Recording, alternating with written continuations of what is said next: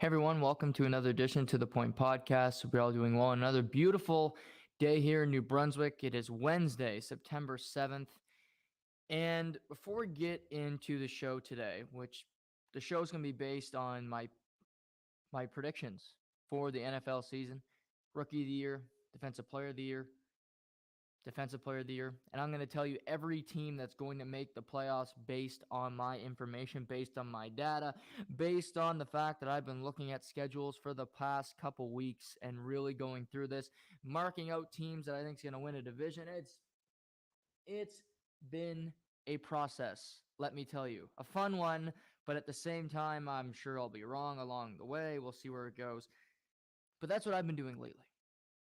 But before we get to all that, before we get to Tim Stutzla signing extension, Kirby Doc signing extension today, the U.S. Open, I want to have a little personal note today. September 7th is how do I describe this day? It's a it's a good day. It's a good day and it's a bad day for me. September 7th is my late grandfather Rodney Hanna's birthday. And it always brings out emotion. I don't like to express emotion. It's not something I'm really comfortable with. But it always makes me think on September 7th. And it would have been his 78th birthday today, which is crazy. That's not that old of a man. He was in perfect health. Unfortunately, you get cancer and things happen. My grandmother passed away a few weeks. Passed away the 14th, so a week from now it'll be another day another year where she's gone from my life as well. It gets easier, but then at the same time it doesn't. I thought about that today. It still sucks. I miss them every day. I think about them all the time. Like all of you out there listening, you've all lost people close to you. It's cancer. Life is a fickle bitch. It takes something from all of us. Nobody is immune to people, to bad things. It's hard for me to describe this. I'm just appreciative. This is how I'm feeling today as I'm on the eve of my 24th birthday. I'm really appreciative for the almost 19 years I got to spend with both of them. And that is what I appreciate. And as I kind of tear up here, which I did not plan on, but sometimes in life we can be so negative and I'm at the top of the list. I'm a fickle person. I look at the negative things in life more than the positive, which I shouldn't. It's a bad trait. It's something I do far too often. But sometimes it's easier just to laugh away a negative joke, or it's easier just to look at something at the negative light because it's a better story than a positive. I talk about that all the time when it comes to sports. Nobody cares about a positive story. Nobody cares about somebody succeeding. People want to see somebody fail so they can comment on it. Yes, would I love to speak to my grandparents today? Yeah. Anybody that I've lost, anybody that I've come across, if I could have a conversation, a 10-minute conversation with anybody on earth, it would be those two. Unfortunately, like everybody out there, I'm not going to get that opportunity just like you won't with your loved one. But what I think we have to do is appreciate the time you did have with them. The time that I almost had 19 years with my grandparents. And I don't recall too many bad times. I really don't. And I'm not going to go too far into this because I know this isn't what you come here for. But I think looking at the positive side of things is the way to go. Anyway, happy birthday to my grandfather, wherever he might be. I love you. I miss you. And I'm sure I'll see you again someday. But happy birthday. 78 today. And my hero. So I wouldn't be the person I am without him. And when people compare me to him, I can't get a higher compliment because there's no person I put higher on my depth chart of just incredible human beings. So I apologize. Just thinking about that, I went to his gravesite today, and then I started crying here in the podcast. I apologize to everybody listening. That was not my intention to cry here on the show. Did not want to come off as a softie, but uh, when things like that happen, it makes you think, and just appreciate what you have. You never know what's going to leave, but also if you have lost somebody close to you, think about the good times. Think about the time you did have, because there's a lot of good things in there. There's more good than bad in most cases, and that's what I choose to remember. Now, an easy transition, an easy pivot. Let's go to the NHL briefly, where two Canadian NHL teams made signings today. The Montreal Canadiens locked up Kirby Dach to a 4-year extension worth over $3.33 million. And the Ottawa Senators made a bigger investment, re-signing Tim Stützle, the 20-year-old center/winger, still trying to decide what he's going to play at the NHL level, to an 8-year extension worth over $8 million per season, which will kick in at the beginning of the 2023-2024 season, so after this season. I'm going to start with Montreal. Kirby Dach was traded to the Montreal Canadiens on draft night. He was a former number 3 pick overall, and he has a lot of promise. He's had some injury history, and the one thing I can say about Stützle and about Kirby Dach is both these guys are getting pretty decent money. Stützle, obviously, a whole lot more than Dach and a lot more term, but both guys are getting long-term extensions where they haven't really proven anything at the NHL level. Dach, I think, is a big center that moves pretty well for a big guy, and my only concern with him is his ability to finish. Around the net, I don't see him get there enough. I think he's a little fragile. We've seen him get injured in his career. I don't know if he's not a hard-nosed player. I haven't seen that yet, but he has all the skill in the world. I think the dude can be a 25-goal scorer year in, year out, maybe more than that. Montreal's been looking for a high-end center iceman. It's not a bad bet. You sign him for 4 years because I think the Montreal Canadiens also plays Carey Price today on the long-term injured reserve. Carey Price is likely not going to play an NHL game again, meaning this year is a write-off for the Montreal Canadiens. They're not making the postseason. I thought they'd be better. I thought they'd say screw the rebuild because I don't think their roster needs to be fully rebuilt. They're 2 years out from a Stanley Cup final. People can say it's luck all they want. They still got there. They still beat the Toronto Maple Leafs. They still beat the Winnipeg Jets. They still beat the Vegas Golden Knights.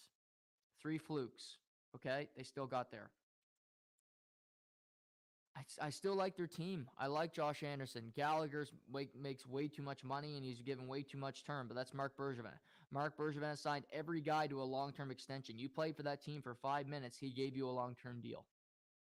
It's a stupid way to do business. It's a stupid way to GM, but that's the way he did it. Ken Hughes comes in as the new general manager. He has to look at a lot of long-term contracts, and it's not easy to move money right now in the NHL. They took on more money with Sean Monahan, which also signals we want to stink, because I like Sean Monahan. I have an appreciation for what he's done. He's a warrior. He had 8 surgeries in one offseason. 8 surgeries. But he's 27 years old, and he's already worn the fuck down.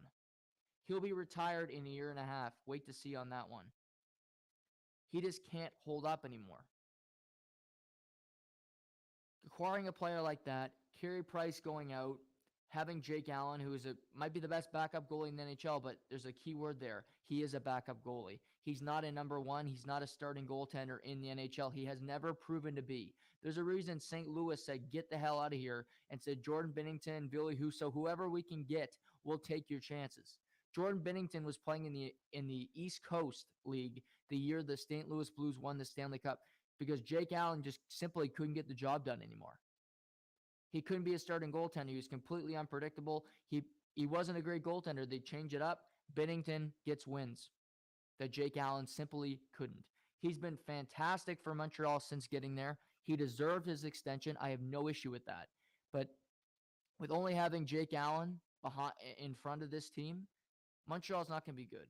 They needed a 4-year deal with Dach because I'm not sure how good of a season he's going to have. Suzuki, you have Suzuki, Dach up front. You still need to integrate Caulfield more. To me, he had, out of 10, I would say Caulfield's year last year was a 2, 3. He had a really long stretch where he was completely invisible, did not play good hockey. He's got a lot of good traits. He's got a great release. He's a good hockey player. But there were times last year where Cole Caulfield was just completely invisible on the ice. Not to mention his compete level wasn't where it has to be at the NHL level. Was afraid to go into a corner, was unwilling to go in there and try to get the puck. You can't do that if you want to play at the NHL, if you want to be successful. He might have hated Laval, wanted to get up. He'll be back in Laval if he gives that kind of effort again this year. I don't mind the contract by Montreal. It's not a crazy number. It's a 4-year deal. You're not giving 7-year deals to Josh Anderson, to Brendan Gallagher, players that are good, but I wouldn't give 7-year deals to. So I don't mind this from Kent Hughes and Jeff Gordon. You traded for him. You clearly think the player has upside. You see what he can do. Now the key is to put good wingers on his line to build some confidence. Don't stick him with players that cannot bring anything to the table offensively. Don't put him on the ice with Gallagher is becoming more and more of a liability for a guy to play with because he brings nothing to the table offensively. He brought nothing to the table in the playoff run offensively. He was on a checking line, making $7 million, whatever he makes. He was a checking line winger. That's what he brought. He has his good traits. I don't hate Brendan Gallagher like Leaf fans do, even though they take Brendan Gallagher on their team any day of the week. And I mean any day of the week. Every Leaf fan that hates Brendan Gallagher is just a hater. But the guy is an overpaid checking line center. That's what checking line winger. That's what he is. Still has his value, but not at that number with what he's bringing offensively, which is not much over the last 2 calendar seasons. Don't mind the deal. Ottawa Senators. I really like Tim Stützle. I remember watching him at the World Juniors, and I thought this player can play. He's got all the skill in the world. He's got a great release, sneaky good skater. He's confident, which I like. And I thought I really liked the player. What really made me buy into Tim Stützle was, I don't know if you recall this game, it was Germany versus Canada a couple of years ago in the bubble, where no fans were there and you couldn't leave the compound and it was locked down. Guantanamo Bay. You couldn't get out of there. Nobody could go in. You couldn't go out. If you went out and breathed outside, you'd die of fumes. That's COVID for you. But that's how he was presented to us, was you can't go outside, you can't do any of this, right? Well, Canada was pumping Germany. I believe Canada won that game 16-3. Might have been more than that. 18-3 anyway. And in the middle of the game, Stützle was frustrated, put his head down. But he looked around and he kept the guys fighting. They had a shortened bench. They were missing 4 guys because they tested positive for COVID. And it was just a complete shit show for Germany. I think he had all 3 points in that game, but he competed hard. He threw checks. He did not give in. That showed me that he had a level of compete in him, a level of dog in him, if you will, that wasn't going to be embarrassed. That wasn't going to be showing up. He was going to give his effort in that 60 minutes. Last season was not a great year for Tim Stützle. Sophomore slump, if you will. I look at it and I think it's a strange time to give him this big of a contract because he hasn't proven jack shit yet at the NHL level. Now I'm going to repeat, I like the player a lot. I think he's got all the skill in the world. He's got a really smart hockey IQ. I think he's an elite competitor. The dude can play. I might have waited a year. That's my one complaint with Pierre Dorion. What's the rush? He would have been a restricted free agent at the end of this season, meaning teams could offer sheet him if they wanted to. Well, what's the history of offer sheets? They don't happen. Teams just don't offer sheet guys. It happened to Kotkaniemi. Good, take him. Montreal did it with Aho. That was a stupid offer that they knew Carolina was going to match regardless, so it really wasn't even an offer sheet.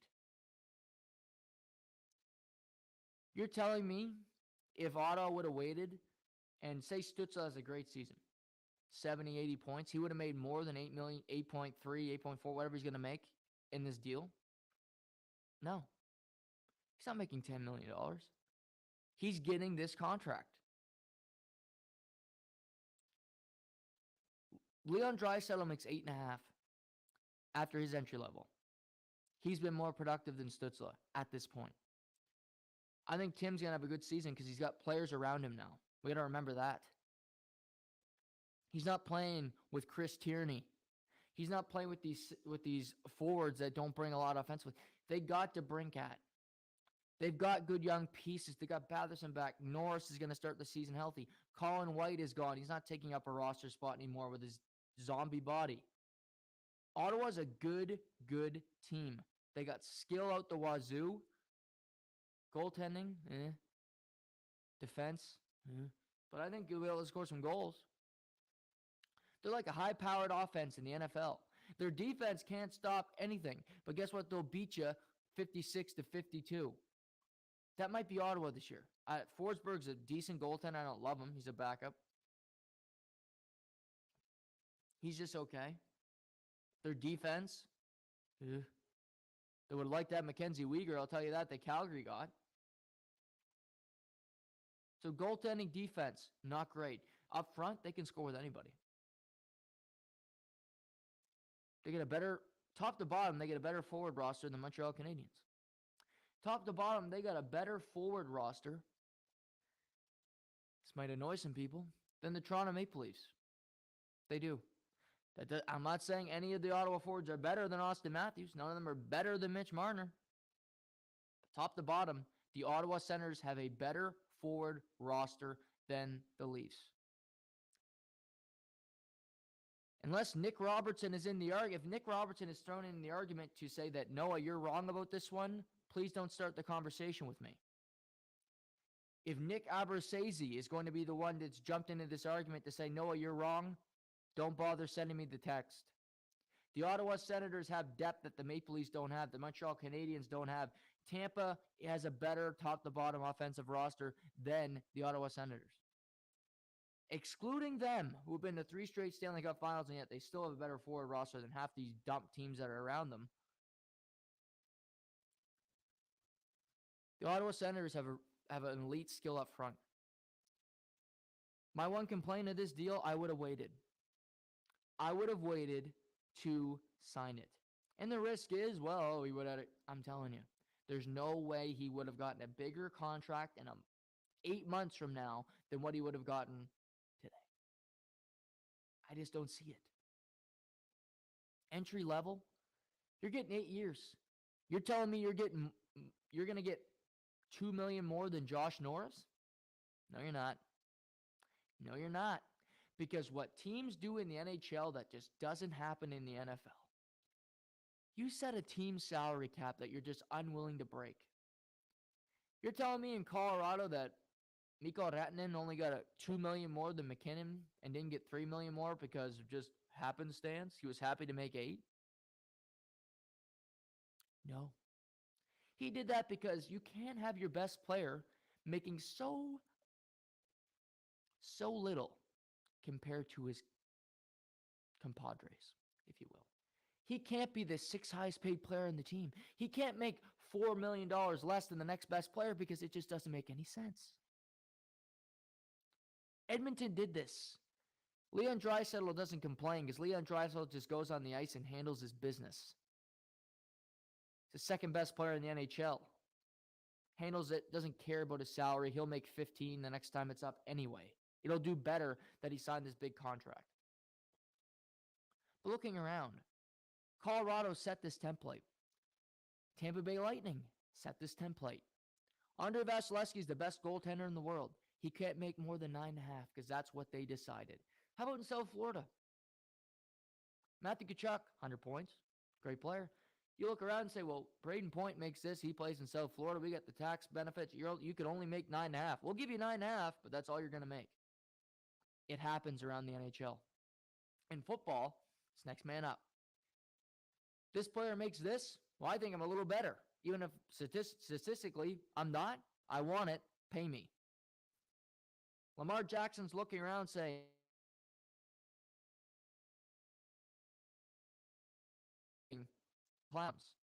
who's got $230 million guaranteed. Well, the Baltimore Ravens look at Lamar and say, well, Lamar, we agree with you, but that contract's crazy. It's the most guaranteed money in the history of the National Football League. We will kill our roster if we give you this. That's not a real number. That's an anomaly. That won't ever happen again, we hope. That's not me saying it. That's the teams around the NFL. Because I've heard Steve Bisciotti, the owner of the Ravens, say this on the record. I heard Jerry Jones say this on the record. Multiple owners hate Jimmy and Dee Haslam. Hey, get in line. We all do. But they hate them. You know why? Because they overpaid their quarterback. Because they gave him too much money. And now teams are looking around saying, Jesus Christ, what are we going to do with ours? He's going to want more money than he who must not be named. That's not a real number. That's crazy. We had to pay him that so we would come to Cleveland, Ohio, where it's freezing cold, and there's nothing that people would want to do here. LeBron James couldn't lure people to come here. We sure as hell can't tell people to come play for this franchise that hasn't won jack shit in 30 years. So we got to pay him $230 million to come. Lamar, we can give you this money. You can get more than Kyler. We'll pay you more than Dak. I realize those two guys have never won an MVP. We can pay you more than them. Can't pay Aaron money, though. Can't do that. $50 million a year, that's a little steep, Lamar. Come on. Take a discount. That's the difference between the leagues. Tim Stützle would not have made $11 million, wouldn't have made 10. Would have made the exact same contract he made today, but you'd be a year more certain that the dude is a dude. That the man is a man. It's a bit of a risk that I don't think they had to take. I think he's going to pan out. I think he's going to have a good season. I think the Ottawa Senators are going to be an interesting team to watch. I'll put it to you this way. I like to gamble more by the Ottawa Senators than I do by the Montreal Canadiens, and here's why. Ottawa's a better roster right now. Tim Stützle's a better player than Kirby Dach. And if the Montreal Canadiens are going through a rebuild, how long is that going to take? I mean, if we think about Montreal rebuilds, they've been searching for a number one center for 20 years.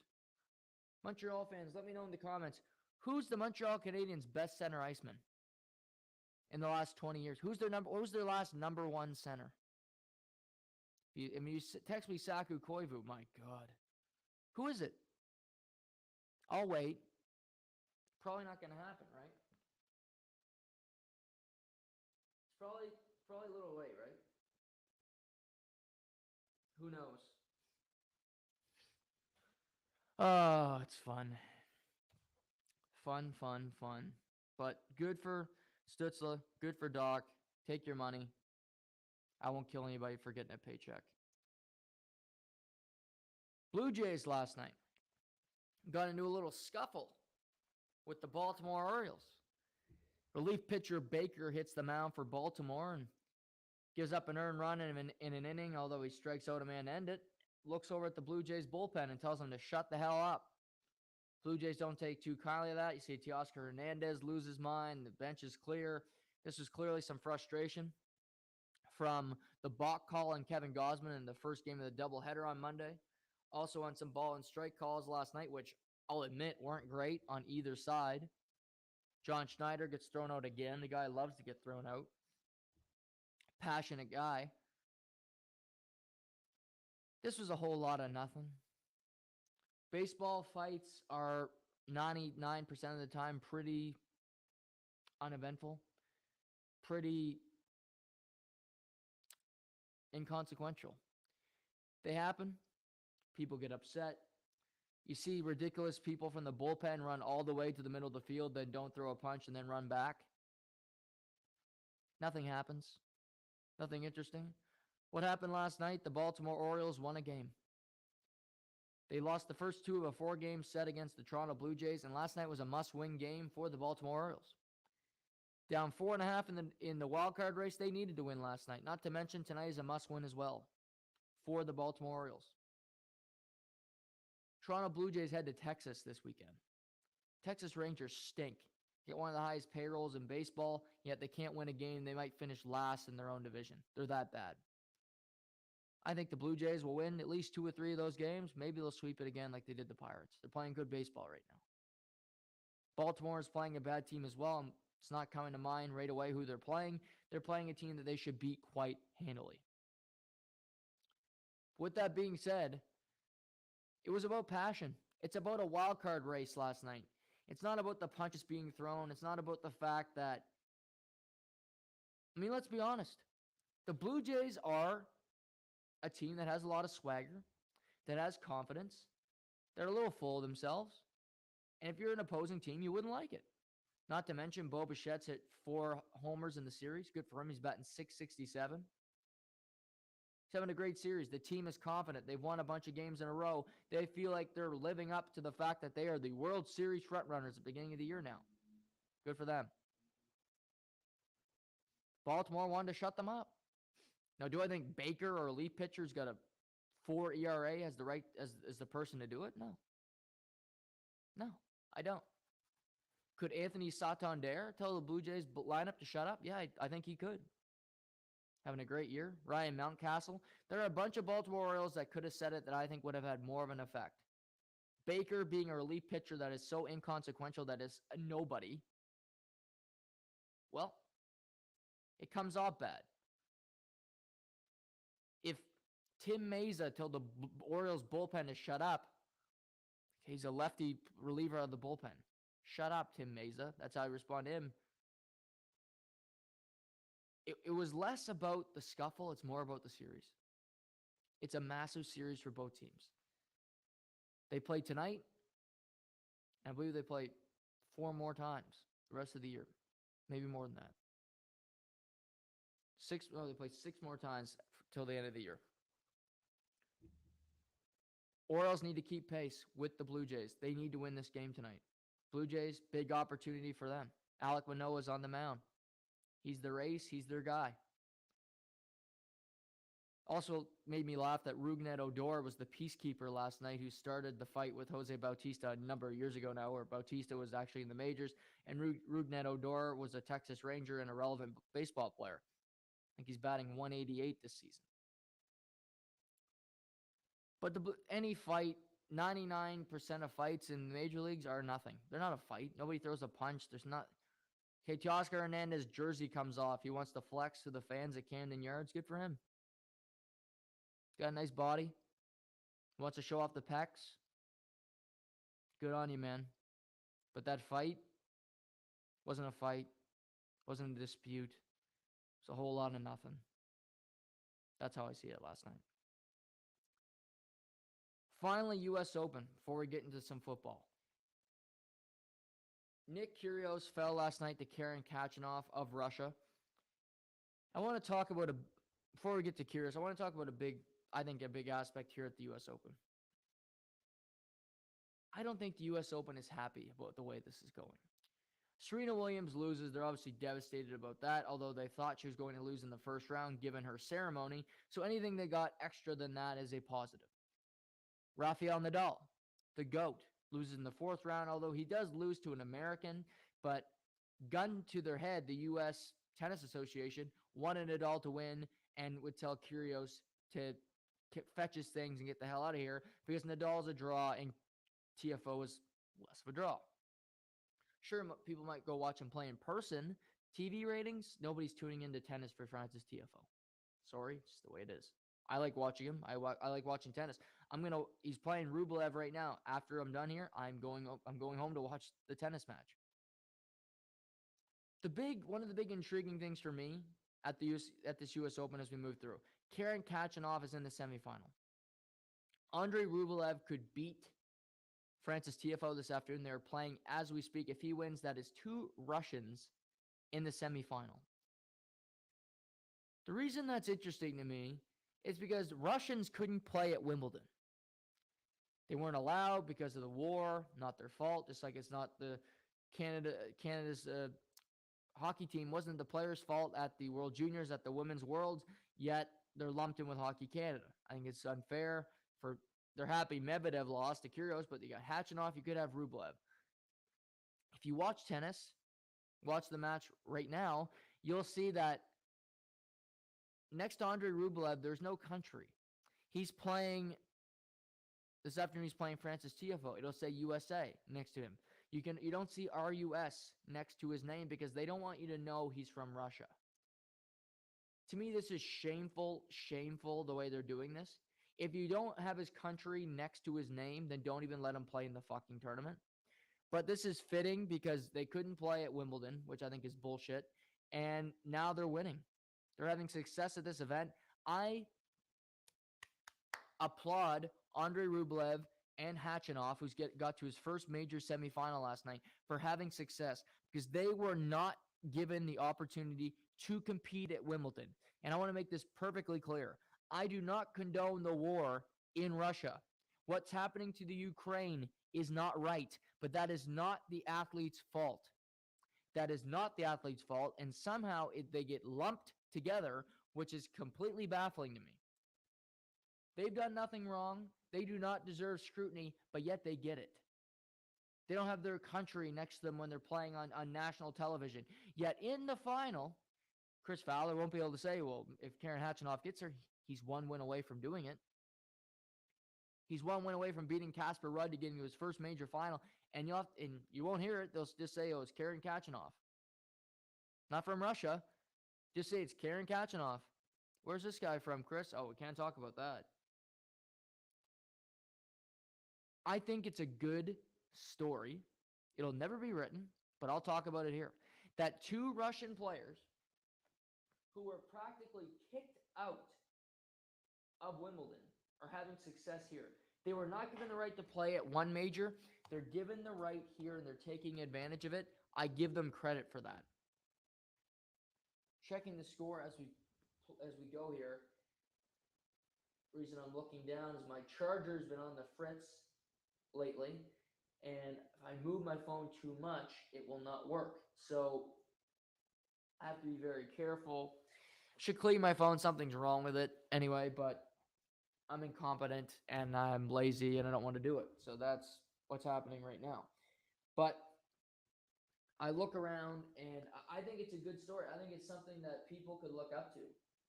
That he's battled through. He had to go through the grind to get here, and he's had some success. Karen Khachanov. He plays Casper Ruud in the first semifinal on Friday. Women's semifinals are tomorrow. 2 women's semifinals tomorrow. Aryna Sabalenka is already advanced today.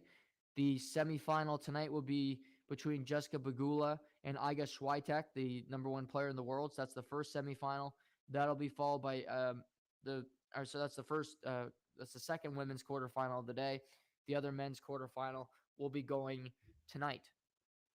So between Carlos Alcaraz Garcia and Jannik Sinner, 2 really fun players to watch. I think that'll be a really good match.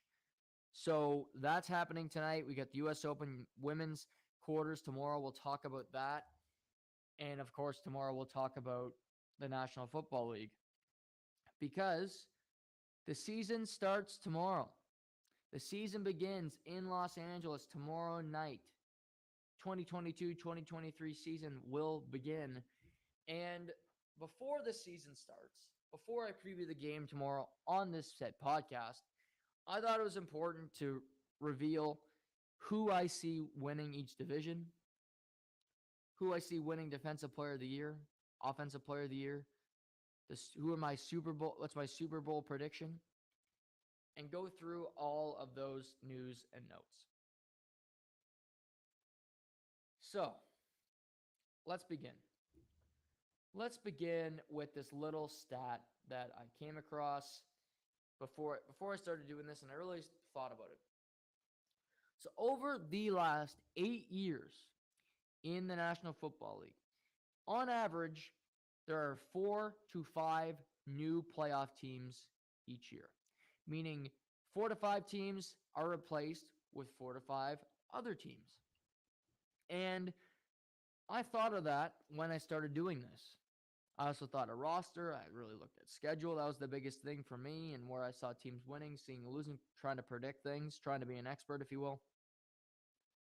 And as I've gone through this with the AFC and NFC, I have 6 new playoff teams, meaning 6 teams who made the playoffs last year will not make it this year. Pretty staggering. Only one division winner from last year I see not making the playoffs. Only one. But let's start. Let's start in the AFC, where my number 1 seed, this was difficult because there's certain divisions that I think people are undervaluing. I heard a lot of hype about the Colts. They could get a number 1 seed. Tennessee got it last year because the AFC South is such a bad division. I don't think the AFC South is going to be a bad division this year. I think the Jaguars are much improved. I think Trayvon Walker, the number 1 player, could have a big season. Trevor Lawrence, the number 1 overall pick, is going to have some improvements. They got a good offense. Houston, I think, is going to steal a game for a couple teams in this division. So they won't be as bad. And then you look, well, you got the Bengals, you got the Ravens. The Steelers are always around 500. So they're a threat. You look at the AFC East, you got the Fish, the Jets, we found out today Zach Wilson will miss at least the first 3 games of the season. The Patriots are always competitive. So it wasn't easy. It wasn't a clear-cut answer to who would be the number 1 seed. And I only have, of all my rankings of my division winners, I only have 1 13-win team. And I'm going to say this before the season starts. There are no elite teams in the NFL. I really don't think so. And I'm going to start by saying that because I think the Buffalo Bills are going to finish as the number 1 seed in the AFC. The Buffalo Bills have a loaded roster. Buffalo Bills have a top 5 quarterback, according to me, in my list yesterday. If you haven't listened to that podcast, it's available wherever you get your podcast. Stephon Diggs is elite. Gabe Davis. They re-signed Dawson Knox. They have an okay offensive line, and I think their running game has improved with their additions with Devin Singletary and with James Cook, who they drafted out of the University of Georgia. Not to mention their secondary might be the best in the NFL. Well, Green Bay's is pretty good as well. But Buffalo has a lot of division games. They do play the AFC South. They get the Titans in week 2. They do play the Colts on the schedule. They play the Bucs. So they play the NFC South. I think the Bills are going to finish 12-5. I think the Bills are going to go 5-1 in divisional play. I only see them losing 1 game in the division. That'll be to the Miami Dolphins. I believe the Bills will sweep the New England Patriots. I think the Bills will sweep the New York Jets. They will lose a game in Miami to the Dolphins. They lost a weird game to the Patriots last season. That will not happen again. I see the Patriots regressing. Buffalo won the division last year. They were not a number 1 seed. They played Kansas City on the road in the divisional round. To me, they're slightly better than the Kansas City Chiefs because of their defense and because I think Kansas City is a tougher schedule. And that's why I have Kansas City finishing in the second seed. They will be 12-5, 11-6, but Buffalo will win the tiebreaker. They play head-to-head. Kansas City, to me, I'm hearing everything about Denver. And I'm hearing, well, Vegas could be good. And I want Vegas to be good, but we'll get to that. You got the Chargers in there. Kansas City is still Kansas City. Patrick Mahomes is still in town, people. Sure, Tyreek Hill is gone. They drafted Sky Moore, who can flat out fly. MVS is in town. Juju. They still have Travis Kelce, and not to mention they have one of the best offensive lines in football. Top 5. Behind the Eagles, a few others. Kansas City's defense. Steve Spagnuolo is the defensive coordinator. I never trust them, but they've had a bad defense forever, and somehow they still win 11 to 12 games a year. One year they won 13. So their defense does not have to be elite, it has to be competent. George Karlaftis, they drafted, I think will have an impact. Chris Jones is going back to his regular place as a nose tackle. They don't have as much confusion defensively as they once did. The Honey Badger is gone, and they will miss him. But I think the Kansas City Chiefs are still an elite team. The reason they will finish behind the Buffalo Bills is because of their division. The Los Angeles Chargers are a very good football team. Kansas City will lose a game to the Los Angeles Chargers this season. They play the Raiders twice. I think they'll win both games against the Raiders. And they got Denver. Do they lose a game in the Mile High? The reason why the Bills will likely finish ahead of the Chiefs, in my opinion, is because the Chiefs will lose 2 games in their division this year. Maybe they won't. Maybe they'll go 5-1, which is what normally happens. I have no faith in Denver. I have more faith in Vegas, actually. Maybe Vegas finds a way to beat the Kansas City Chiefs, which they haven't done much lately. But I believe that division, the Chiefs also play the NFC West. They open against Arizona. Then they play the Chargers. They got the Rams during the season, although the Rams do come to Arrowhead. They got Arizona, as I just said. They have Seattle, which should be a cakewalk.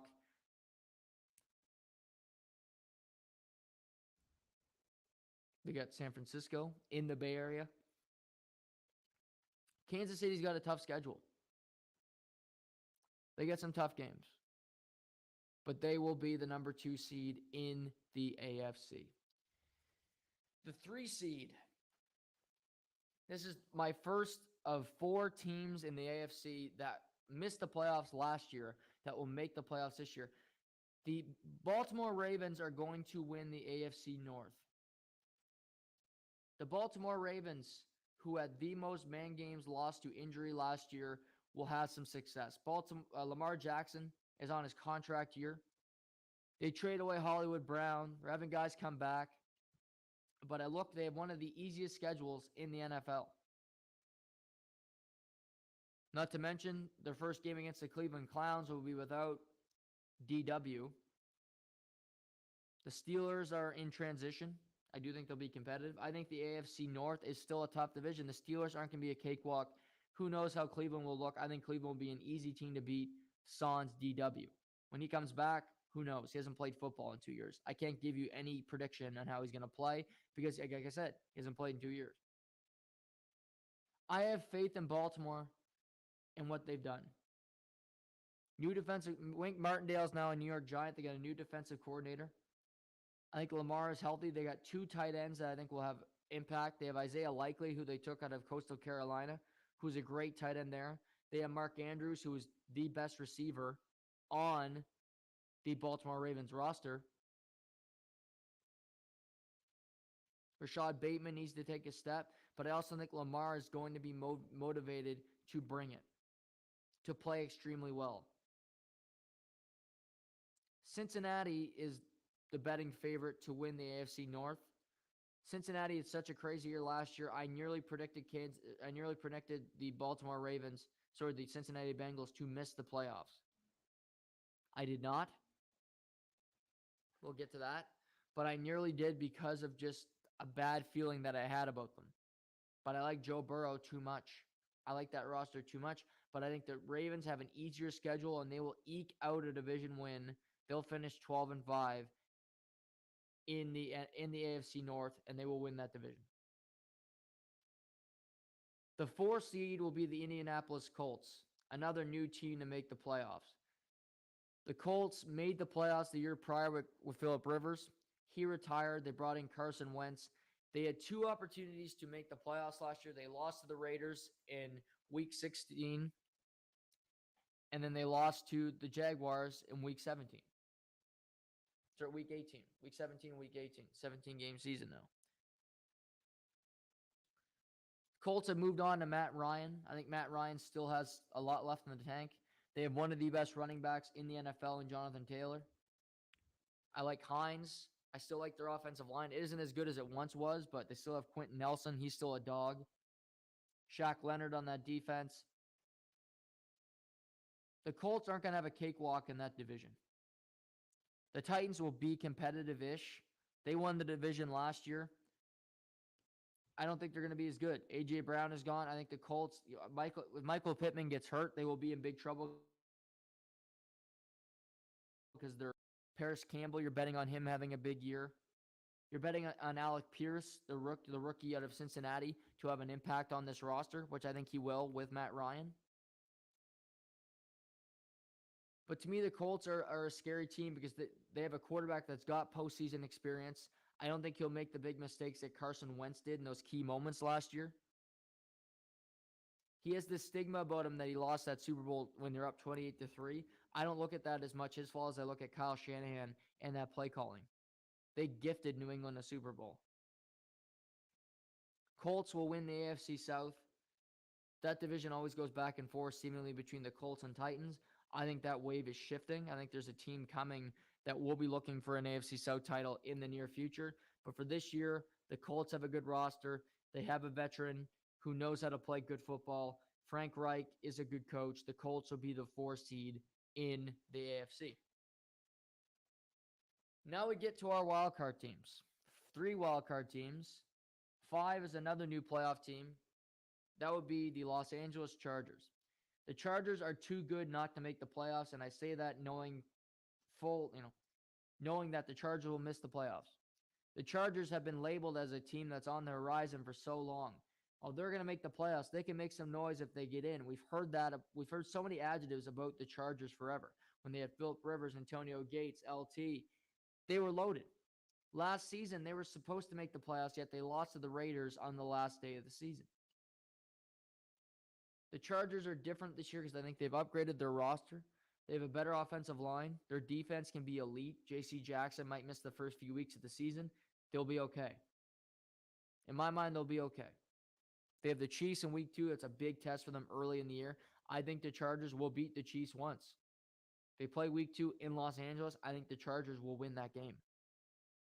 Justin Herbert is a dog. He needs to prove it. He needs to get this team to the playoffs, see what they can do, but I believe he will. The AFC has some really good teams. But I'll put it this way. I think the Chargers are better than the Indianapolis Colts, but the Colts are in a different division, so you're going to finish higher. Colts play the Chargers in a playoff game, and the Chargers can win it. Chargers might be better than the Ravens. But it's just your circumstance. You got to compete with the Kansas City Chiefs, and I think the Kansas City Chiefs are slightly better than the Chargers. I just do. Not to mention, I like the Chiefs coaching a lot better with Andy Reid, decision-making, and Brandon Staley worries me. They need to run the football more with that offensive line so that Justin Herbert does have a break because he was asked to do a hell of a lot last year for this offense. I think their defense will hold up. Brandon Staley's a defensive coach. He's got a new defensive coordinator in Patrick Graham. He's had good defenses in Philadelphia. They need to gel together and play well. They made big signings there. They added Khalil Mack. They added J.C. Jackson. I believe this defense will come together for the Chargers, and I think they will be the 5th seed. They finished just slightly behind a Kansas City for the division lead, for the division win. Number 6, I have the Cincinnati Bengals. The Bengals, who got to the Super Bowl last year representing the AFC, will make the postseason, but they will be the 6th seed. They will not win the division. The Baltimore Ravens will. I nearly had the Bengals missing the postseason, but I didn't have enough confidence in other teams in the AFC to overcome them. I didn't have as much faith in the Titans to be better than the Cincinnati Bengals. I did not have faith in the Miami Dolphins to be better than the Cincinnati Bengals. I can go through teams. I just look around and say, Cleveland's missing big pieces. They don't have a quarterback for the first 11 games. Steelers, I think the Steelers will be competitive, but I'm not sure they can do it. The Bengals just have too much talent not to make the playoffs. Jamar Chase, Tyler Boyd, T. Higgins, Hayden Hurst, who looks like he's going to have an impact on this roster. One of the best offensive lines where you add Lyle Collins, you add Alex Kappa. Jonah Williams is the only returning offensive lineman from last year's team. Not to mention Joe Burrow was sacked 70 times last year, so you addressed the biggest need on your team. I just have too much faith in Joe Burrow to not make the playoffs. He was a winner in college at LSU. He's been a battler since he got here, got to a Super Bowl in his second year in the NFL. To me, he's just a stud, and he's going to go out there and ball no matter what. So the Bengals will find a way to make the playoffs. I just don't think they'll win a second straight AFC North title. I think they'll come up short in that arena because of the Ravens' easy schedule, and I think Lamar is going to have a bounce-back year in a big contract situation for him. Now we get to number 7, the final wild card team. And this was an interesting decision. I'm going through every team's schedule. First, I'm thinking, well, the Dolphins could get in. But then I looked at the Dolphins' schedule. It's tough. I think the Dolphins will finish one game over 500, 9-8. But they got the Niners in there. They're at the Ravens. Their first 4 games of the season, they got the Vikings, which I don't think is an easy game. They have 2 stretches of the season where it's murderer's row. Yes, they have the Jets. Yes, they have the Patriots. But you also got to play the Bills twice. I do think the Dolphins can get a win over the Bills. That will help them. But I think their schedule is so difficult. Not to mention, I don't trust Tua Tagovailoa yet. I think that offense will be intriguing to watch. I think it's going to be fun. It's going to be the first time since Dan Marino that a Dolphins offense is worth watching. It's worth going out of your way to watch on television because of how fast they are, because of the motion, and because of Mike McDaniel. Not to mention, I like Mike McDaniel, so it's tough for me not to pick the Dolphins to make the playoffs, but I don't think they will. Then I go to the Titans. Well, the Titans won the division last year. Were the number 1 seed in the AFC, and they lose in the first playoff game. What happened this offseason? Well, A.J. Brown's now an Eagle, their best receiver. Derrick Henry's a year older. I worry about his health a lot. Harold Landry tears his ACL in practice. He had 15 sacks last year. Dominant season. So that hurts their pass rush, hurts their overall defense. I don't love that offense without A.J. Brown. With the receivers now are significantly limited, and Ryan Tannehill is not a game changer at the quarterback position. He cannot overcome all of these problems for the Titans. So I believe the Titans, who were the number 1 seed in the AFC last year, will miss the playoffs. Raiders are loaded. Raiders are loaded on offense and offense only. They are missing key pieces in the offensive line and on defense. Defense and offensive line are weaknesses. They gave money to skill positions, to corners, to Devontae Adams.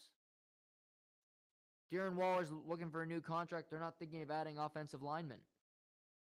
Derek Carr will have to run for his life again, do more with his legs to create plays for this team. I like the Raiders' offense. I think they'll be so fun to watch, but I don't believe they can overcome the crap that's in front of them. Derek Carr is not going to be able to escape the surging defensive linemen that are looking to kill him on the field. Won't be the Raiders. Won't be the Broncos. Broncos aren't making the playoffs with Russell, so I don't have them either. Steelers are interesting. Mike Tomlin's never had a sub-500 season with the Steelers. And the more I think about it, I like Kenny Pickett. And I also like Mitch Trubisky. I think Trubisky's going to get a chance. I think you could have a decent season with the Steelers and keep them competitive. I think the Steelers will either finish 8-9 or they'll finish 9-8. Right around there, right around 500 is where I see the Steelers finishing based on their schedule, which isn't easy either. Now, I looked this up last night. You can get this team at plus 500 to make the playoffs right now on FanDuel Sportsbook. My number 7 seed in the AFC is the Jacksonville Jaguars. The Jacksonville Jaguars have one of the easiest schedules in the NFL. The Jacksonville Jaguars are unassuming. They're lurking in the weeds, and they have a quarterback that's going to take a massive step forward. Really look at the team's schedule. You might think, Noah, you're crazy. I don't think I am. Jacksonville will be the number 7 seed in the AFC. They are going to make the playoffs this year. Doug Peterson's first year, I think they'll have some success. I am high in the Lions. I'm also high on Jacksonville. Fish, Titans, Raiders, they're all going to run into bigger roadblocks. Jaguars get to play the Texans twice. They get to play Tennessee twice. And I also think they're going to get a win over the Colts this year. There's an early prediction for you. They're going to get a win. I think they'll beat Houston twice, even though I like Davis Mills. Jacksonville is going to find ways to win games. They play a game in London in week 6 against the Broncos. Long travel. Jacksonville is used to playing in London. They love it there. That's where most of their fans are from Wembley Stadium. They don't go to Jacksonville games. Nobody does. Shad Khan, owner of the Jacksonville Jaguars. I realize your son's having a tough time right now in the wrestling industry. All Elite Wrestling. AEW is going to shit. There's fights in the locker rooms I'm reading online. I don't even follow wrestling that closely anymore. CM Punk, a wrestler I used to love back in the days, getting into disputes. People hate him. I guess he's a prick, which I like. I like him even more now because he's not afraid to speak his mind in an industry that is so barbaric and an industry that is so about me. Tony Khan can't keep things together in AEW. Shad Khan, you can celebrate good times, my friend, because your Jaguars are going to get back to the postseason for the first time since Blake Bortles got that team to the AFC Championship game. Buffalo, number 1 seed. Kansas City, the Baltimore Ravens, Indianapolis Colts, and the 3 wildcard teams, the Chargers, the Bengals, and the Jacksonville Jaguars. That means the 4 teams that made the playoffs last year that will not make it this year are the Tennessee Titans, as I mentioned before. The Las Vegas Raiders. If you recall, Vegas made the playoffs in the last game of the season last year over the Los Angeles Chargers. I see them swapping this year. Raiders were literally the 5th seed. Chargers will literally be the 5th seed. The New England Patriots. Patriots are not going to have a great year. I really don't think so. That roster lacks talent. They don't have anything creative about them. I hate their play calling situation. Yes, it's Bill Belichick, but that doesn't mean he's going to have success with this roster. He didn't have any success in Cleveland before. They don't have a great team. I'm sorry. Mac Jones has gotten better. I like Mac Jones, but his roster stinks. He can't overcome all the crap that is around him. Patriots will miss the postseason for the second time since Brady left. And my final team is the Pittsburgh Steelers. Steelers made the playoffs last year with Big Ben. Wouldn't shock me if the Steelers do go 9-8. They'll find a way to be competitive because Mitch Trubisky is an upgrade over Big Ben Roethlisberger. He couldn't throw the ball anymore. He was beaten to hell. He wasn't a good quarterback. Mitch Trubisky, Kenny Pickett, Mason Rudolph, I don't care who it is an upgrade over Big Ben because he couldn't play anymore. He had to retire. They're moving on. I could see the Steelers finishing 9-8. I could very well see the Miami Dolphins finishing 9-8. Patriots won't. I don't think the Titans will finish above 500. But I believe the Jaguars could go 10-7. I really do. I think the Jaguars could go 10-7 and compete with the likes of the Colts with those teams. I could be dead wrong, but I've already put a futures bet on the Jacksonville Jaguars to make the playoffs. There's just something about this season and their schedule that lines up for me that Jacksonville could have a surprising year and be a team that makes it. Here's a little fun fact for you. Beginning of last season, the Cincinnati Bengals were projected to have the number 1 pick in the draft. the beginning of last year. They ended up in the Super Bowl. They had the 31st pick in the draft. Just because something is projected, just because, well, this team stinks, they'll never win, that doesn't mean it's going to happen. That's how I'm looking at this. The Fish have notoriety. Titans somewhat have notoriety, although not really, because nobody cares about them. Steelers always get notoriety because they're the Steelers. Mike Tomlin's my favorite coach in the NFL. I love him to death. Raiders have notoriety because they got Devontae Adams. They got a new look team. They got Josh McDaniels, the guru from New England. Denver, of course. Russell Wilson just bought a $40 million home. I heard he's got 14 bathrooms in that puppy. When you need 14 bathrooms, must have some bad IBS or something. I don't know. But those teams have hype. Jacksonville has none. They will sneak into the number 7 seed, just narrowly making the playoffs. I'm looking at awards. I'm going to name them as we go through before we get to the NFC. My defensive rookie of the year comes from the AFC. I think it's going to be Sauce Gardner of the New York Jets, the corner taken 5th overall in the draft at the University of Cincinnati. I think he's going to have a big season for the Jets, come up with some interceptions, be a lockdown corner, and maybe Aidan Hutchinson, Trayvon Walker get some sacks. I think he'll get some interceptions.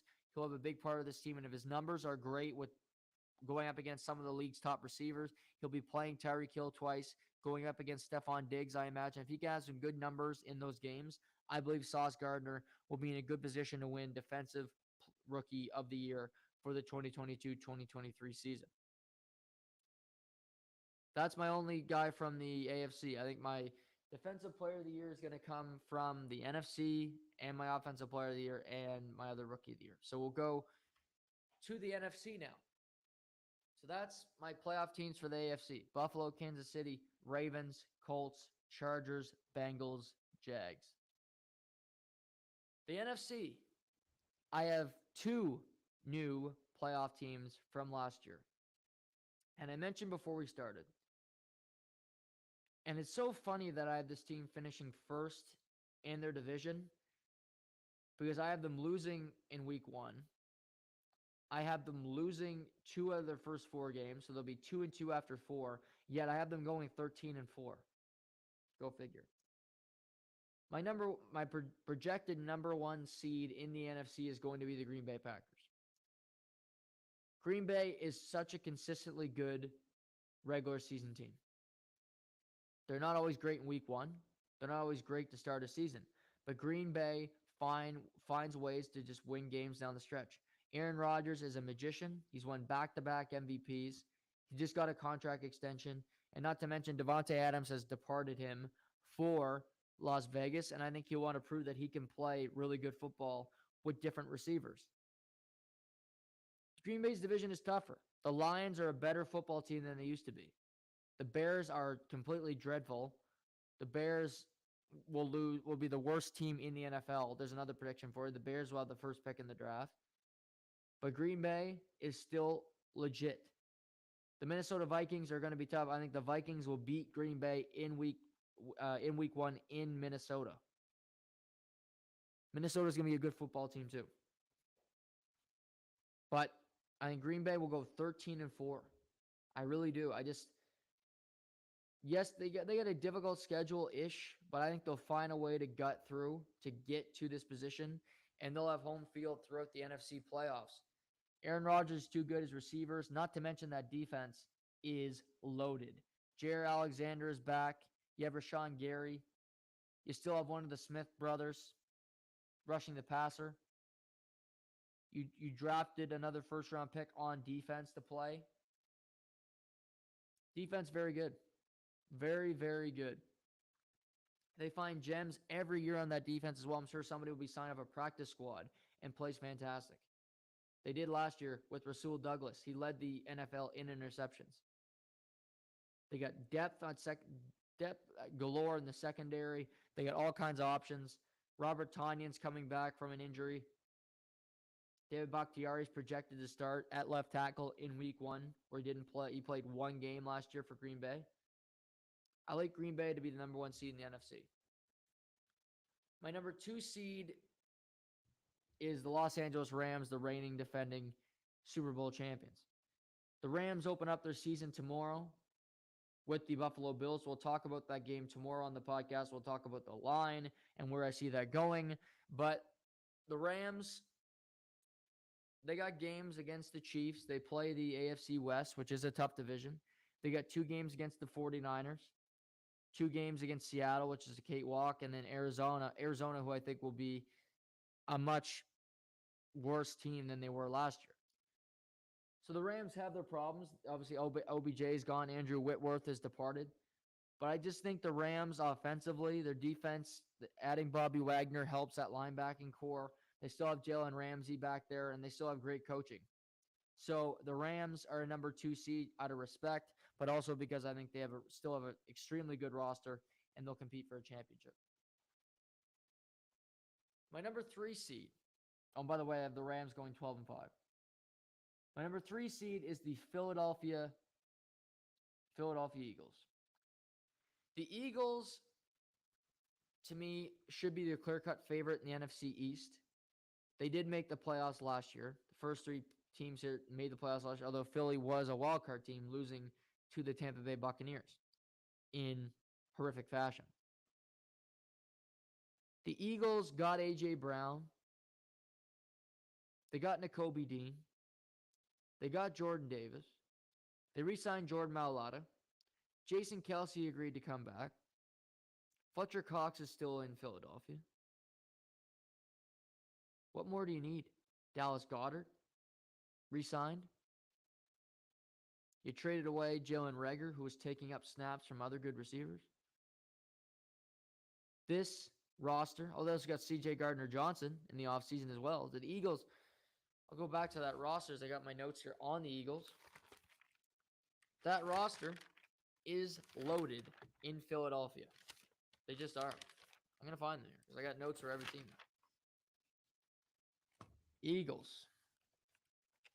I'm missing guys. I want to make sure I'm completely right. All my guys here, because I mentioned a few, but I want to get them all. Let's look here. Eagles. Hassan Reddick. Another really good pat. They got forgot about James Bradbury. He can go opposite of Darius Slay, who is also one of the best cover corners. A.J. Brown, Zach Pascal from the Colts. Nakobe Dean. Goddard, Quez Watkins, Miles Sanders. Landon Dickerson. This team is loaded. One of the best rosters in the NFL, top to bottom, offense, defense, special teams. Period. I have faith in this Eagles team to be extremely good. I am more of a Jalen Hurts fan than most people are. I look at the way A.J. Brown helped transform Ryan Tannehill and, transform Ryan Tannehill into a guy that could be a number 1 seed in a conference. Jalen Hurts is more talented than Tannehill. He is more athletic. And I think you losing the bootleg game, you use your running game effectively. Jalen Hurts can find A.J. Brown down the field on play action, and he can have just as much impact as he had here. But not also you're throwing in, you have Devontae Smith, who won a Heisman Trophy in your receiving core as well.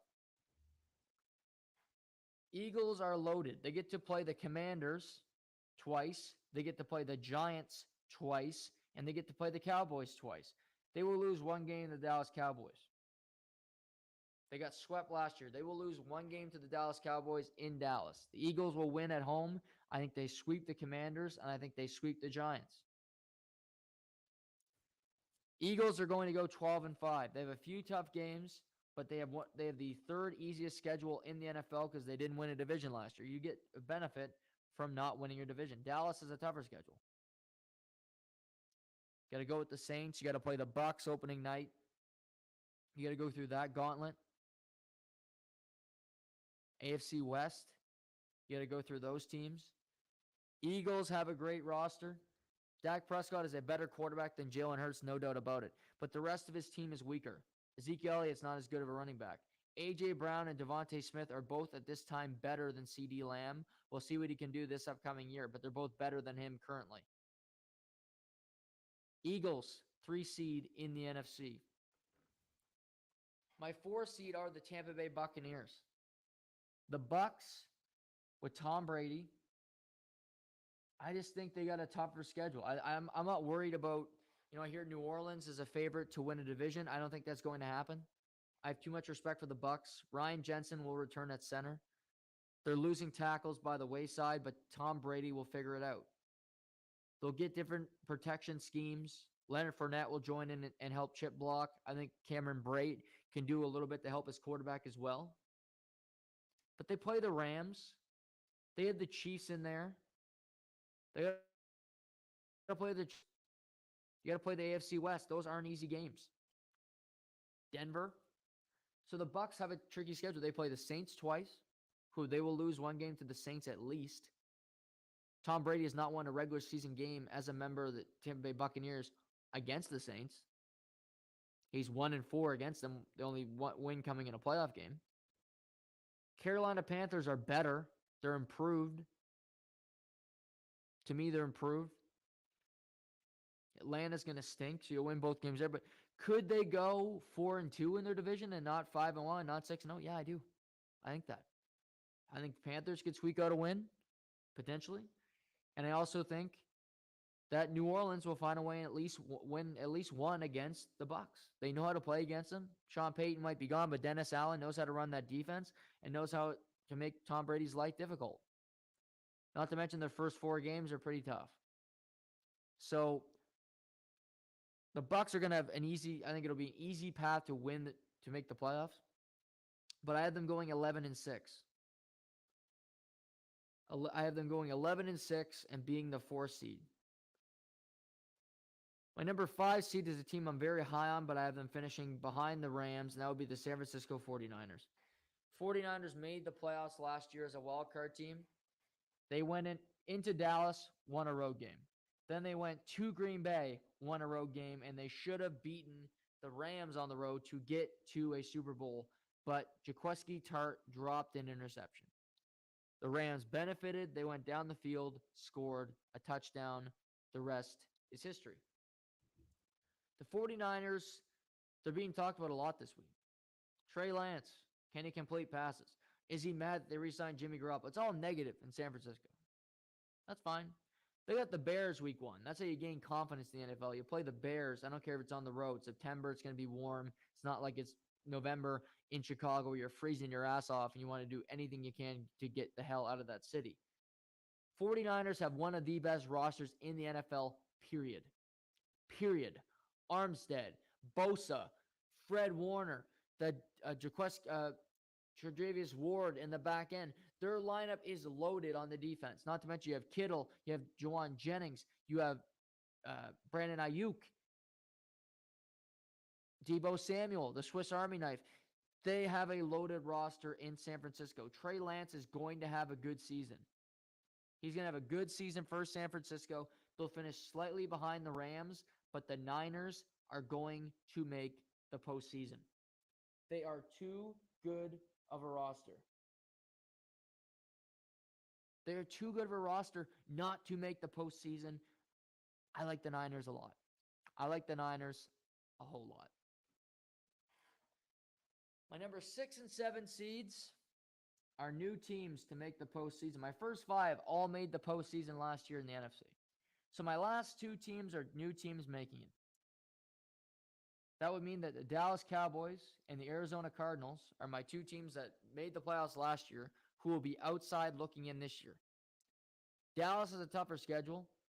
Got to play the NFC South. They got to play the AFC West. And I just think their roster isn't that good. Ezekiel Elliott seems a bit washed. They lost to Amari Cooper. CeeDee Lamb's their only number 1 receiver, and not to mention he's not a number one receiver right now. Maybe he'll prove it and they'll finish 7-9. Good for you. Dak Prescott's a good quarterback. Really, a very good quarterback.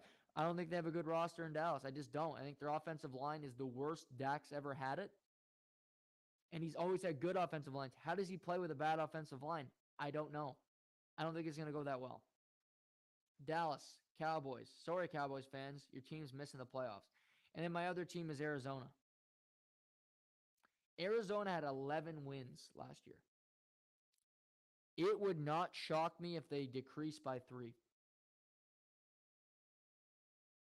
Do they beat the Rams or do they beat the 49ers this year? I'm not sold. They'll win both against Seattle, I think. That 12th man could be tough, though, up there in Seattle with Geno Smith at the helm. Do they get one win against either team? Kyler Murray's good. I can't help forget about that playoff game. That was one of the ugliest playoff games I've ever seen a quarterback play. But their roster isn't that good. They're worse. No DeAndre Hopkins for the first half of the year. He put a needle in his ass and he got caught. Christian Kirk is gone. You added Hollywood Brown. Great. He'll lead the league in drops in Arizona now. No faith in Arizona. They're not making the playoffs. Roster's flawed. They'll have injuries. J.J. Watt will be injured by week 3. You know what's going to happen. I hope it doesn't happen, but you know it's going. It happens every year. My number 6 seed is the Minnesota Vikings. Minnesota Vikings did not make the playoffs last year. Minnesota is going through a rebirth. Mike Zimmer, the old curmudgeon, is gone, who hated fun, who hated offensive football, who did nothing to help his quarterback but criticize him and make him feel like less of a human being. So they hire Kevin O'Connell, former offensive coordinator of the Los Angeles Rams with the Sean McVay coaching tree. Well, I think he's going to develop a new offensive system where Kirk Cousins can get play action, can take shots down the field to guys like Justin Jefferson, like KJ Osborne, like Adam Thielen in the red zone. Not to mention you have Dalvin Cook, you have Alexander Mattison, and they have a pretty decent offensive line, and I think their defense is pretty decent as well. I like the Vikings. I like the Vikings to beat Green Bay in week 1. They're going to have a good start to the year. I think the Vikings are going to go 11-6. Potentially 10-7. I think 11-6, the Vikings could get there. Kirk D. Cousins needs help around him. He needs a coach to believe in him and help him with the scheme. Kevin O'Connell will do that. Minnesota back in the postseason this year. Number 6 seed. My number 7 seed is a lot like my number 7 seed in the AFC. The team that hasn't made the playoffs in a long time. If I remember correctly, this team has not made the postseason since they made it to the Super Bowl. I could be wrong about that, but I don't think I am. Not Dallas. Certainly not the Commandskins. No Giants. I like the Lions. I do like the Lions. I think they're going to get at least 7 wins. Maybe they go 8-9. Won't be enough to make the playoffs. New Orleans. This was tough. New Orleans has a really good roster. Jameis is back. Michael Thomas. I like the New Orleans team. Their defense really. Sean Payton's gone though. It's just something there that just seems too good to be true. I'm not banking on New Orleans. I could very well be wrong because their roster is great. It is. It's a very good roster, but I've seen really good New Orleans teams not make the playoffs before with Drew Brees. He's going to the Hall of Fame. Jameis Winston isn't.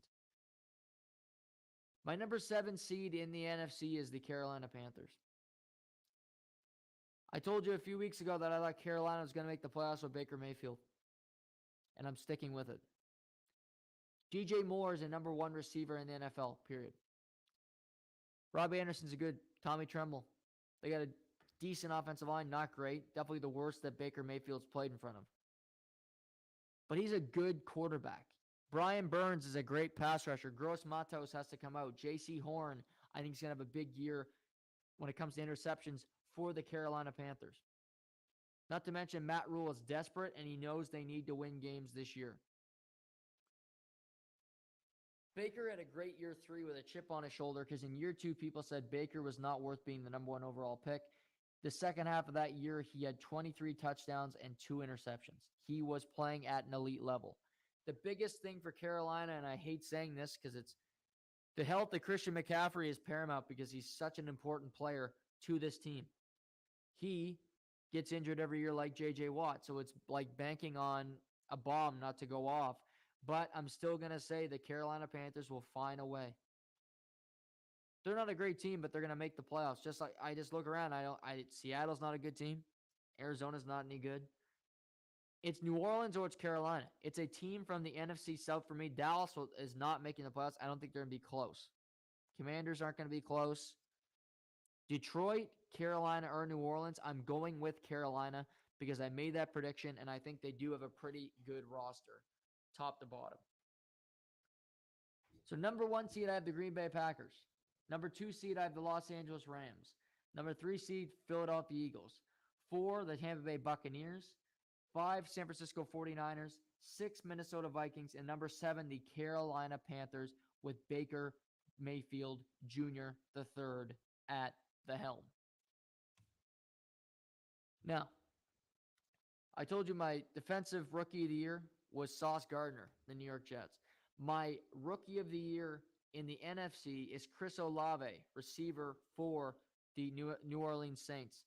I think he was the best receiver in the draft, maybe other than Jameson Williams. I think Jameson Williams could have a great career with Detroit. But I like Chris Olave. I think he'll have big numbers. He's a guy that's going to jump out off the page when you watch him in New Orleans.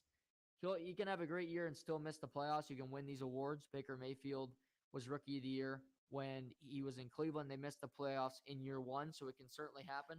I think Olave has a big year. It's close to 1,000 yards receiving. Maybe he goes over. He's my offensive rookie of the year. Defensive player of the year, I went off the board. It's normally a pass rusher. It's been Aaron Donald. He's won it 3 times. TJ Watt won his first one last year. I'm going with Jair Alexander of the Green Bay Packers, who is one of the best just defensive players in all of football. He's coming off a season where he missed the whole season due to an injury. I think he's coming back with a vengeance. Got a new contract. He's ready to play. Jair Alexander is the guy for me. He could lead the league in interceptions with that dangerous secondary. He will be a big part of why the Green Bay Packers finished with the number 1 seed in the NFC. You're going to get good odds on him winning this award. I have Jair Alexander being my defensive player of the year for the NFL. Offensive player of the year, coming from the same division, I have Justin Jefferson. It doesn't go to a quarterback. It doesn't go to a quarterback as this award because the MVP always goes to a quarterback. So give me Justin Jefferson. I could see him having close to a 2,000-yard receiving year. He is so damn good.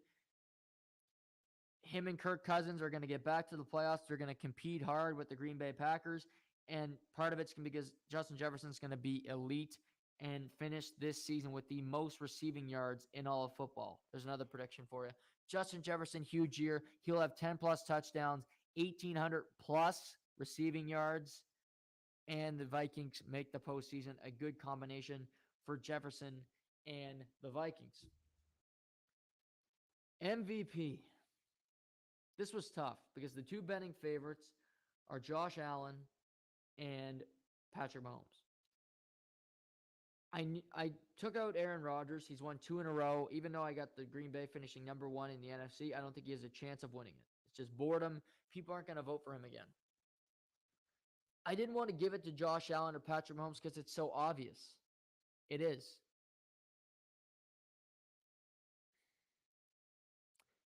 I have Josh Allen written down, but I'm going to change it on the fly. I think the narrative for this guy, the fact that I think they're going to have a winning record, they're going to make the playoffs for the first time in a while, and there's going to be talk about this team having a deep playoff run, and I just think everybody likes him around. I'm going to go with Justin Herbert of the Los Angeles Chargers. He's got a big arm. He's going to throw a lot of touchdowns. He's not afraid to throw the ball around. He's fun. He's a good interview. I got the Chargers making the postseason, competing with the Chiefs. I think even if you finish with the 5th seed, I think you can justify giving it to Herbert because they love him around the league, and the fact that he got the Chargers back into the postseason for the first time in a long time. So I'm scratching out Josh Allen because that's who I have written down here. I had Josh Allen before, but it's too easy. I'm going with Justin Herbert of the Los Angeles Chargers, getting that franchise back to the postseason and having a big season in the process. Now I'm going to check the tennis score before we get to my Super Bowl prediction because I'm interested to see who's winning this tennis match, but I might not be able to load today. Might have to wait for that, which is frustrating, but at the same time, sometimes you got to wait for things in life. We have to see if Tiafoe or Rublev are winning their respective match, but I'll wait to see the results later on. I'll give you guys my Super Bowl prediction, and then we'll preview everything tomorrow prior to kickoff. My Super Bowl, the Bills are the betting favorite. They're the heavy favorite. Everybody's putting money on the Bills. Well, I don't have the Bills in the NFC. I see a lot of people picking Bills over the Rams in the Super Bowl. The whole NFL Network panel did their Super Bowl prediction today. They had the Bills over somebody. A bunch of people had the Rams. I don't have the Rams defending their championship. I also don't have the Rams returning to the Super Bowl. My Super Bowl is a rematch. Not that long ago. 4 years ago, to be just 3 years ago, to be exact. I had the Kansas City Chiefs meeting the San Francisco 49ers in this Super Bowl. This is how I see it happening. Kansas City has the number 2 seed. Buffalo will get the bye. That means Chiefs play the Jags, they get the win. Chargers play the Colts, they'll win that game. Bengals will play the Ravens, Ravens win. KC beats the Chargers, they move on. They will play Buffalo in the AFC Championship game. They will edge them out on the road. NFC, Rams are the 2 seed. Green Bay gets a bye. They'll play Carolina, they'll get a win. Philly will play the Vikings. Upset special. Vikings beat Philadelphia. Bucks, Niners. Niners upset. Upsets galore in the NFC. That means it'll be Rams, Vikings. Yes, I'm doing this correctly. And then it'll be Niners against. Sorry. It'll be Rams, Vikings, Niners. I can't even figure this out. Doing this on the fly. So Rams are going to beat Carolina. Rams move on. Philly will play the Vikings. Vikings win. So they move on. And then the Bucks will play the Niners. Niners win. So it'll be Green Bay, Vikings, Rams, Niners. Rematch of the NFC Championship game. Niners win in Los Angeles. They get revenge. Win. Niners will then go to Green Bay, where they beat Green Bay last year, and they will beat them at Lambeau again. Trey Lance gets to a Super Bowl against Patrick Mahomes. But the result will be the same as it was a few years ago. Chiefs down the Niners. The Chiefs are Super Bowl champs. Patrick Mahomes gets his second ring, and they celebrate in Arizona with Kyler Murray a few hundred yards away playing Call of Duty 8 or whatever comes out on video game that particular week. I don't know, people. I'm probably wrong. I'm definitely wrong about a lot of this, probably. But I did my homework, I promise you. I really did. I looked at schedules. I tried to be right. I hope some of this is. All I know is that this season is going to be a lot of fun here on To The Point. We're going to be breaking down games out the wazoo. The docket for Friday, I already sent topics to my good buddy Matt Wright. He's coming back on Friday. I'm going to have him on as much as possible. We're doing over-unders for teams. We're going to look at FanDuel, looking at the betting line on over-unders for team wins prior to this year. We're going to talk about each game, the betting line. We'll talk college. Every Friday, we are talking about betting. We are talking about how you guys can make money this year because I want to help you guys make money, and I want to make money too. It's fun. The NFL is fucking back. That's right. Tomorrow, preview Rams v. Bills. Game 1 of the season. We'll talk tennis. We'll talk about other news that comes up in the sports world over the next 24 hours. But just know, I'm very much looking forward to talking to you all tomorrow. Because I always do. But we got football, baby. And it's back. See you tomorrow. To The Point.